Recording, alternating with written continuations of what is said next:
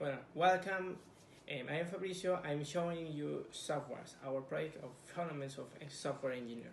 Let's talk about how our game, a trading card game, was designed at a different stage of development and how it helps students to learn about software engineering career and how the software engineer works in a different environments and roles in a development project. I'm calling about enterprises.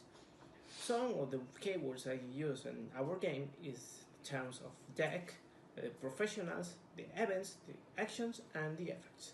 Our tool teaches user how a software company develops at the same time that show the roles and profiles of the software engineers that cover this area. All the professionals are software engineers, but focused in different areas.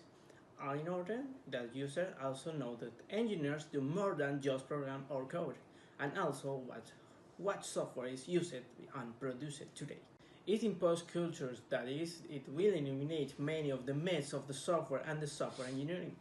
It is relevant for them, but much more for the university students and bachelors who are interested in which area of the ICT to enter. This facilitates the obtaining of information reliable and consistent. I'm Jorge and I'm going to talk about the methodology that we used to make the game. First, we went with the requirements, where we defined what information we were going to use and the materials that we were going to use also. Then we recollect the information, where we began to gather the information through interviews and other resources. Then we planned the game, where we defined the information that we gathered before and how it was going to be implemented in the game. And then we constructed the rules and the basis of the game, where we implemented all the regulations of the previous segments, and then we designed the cards. Summary of the three deliveries. During the first delivery, we conceived the idea of having a card game representing a software development company. Following 2 weeks, we had team meetings, we discussed and analyzed what elements make up the project. We advanced in the testing of the leaders, mechanics, and requirements.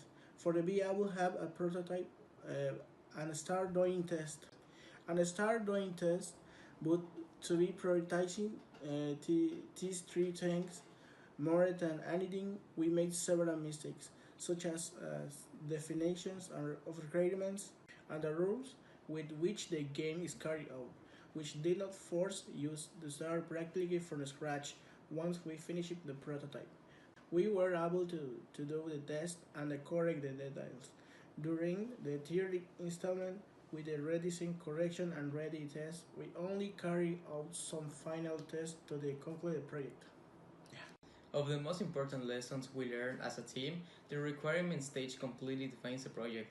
As in our case, we made mistakes such as ambiguity, lack of specifications of both functional and non-functional requirements, which led us the design phase, and this we agreed and coordinated, but because the requirements were wrong, we had to completely redesign the project, the mechanics part of the design of the cards, rules, the ways to carry out the game, and how they correspond to each other with the concepts that we want to explain.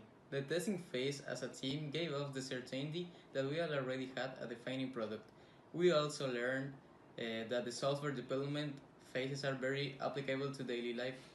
Without the test, our project was going to be a total failure due to the imbalance and the mismatch. But above all, how is it that software companies not only need programmers? There is a whole structure of workers that make possible the development of software. The conclusion is that software engineering is as broad as medicine, and that not only quality, workers, and organization matter, but also luck, and how to make decisions that can lead to run or success the company.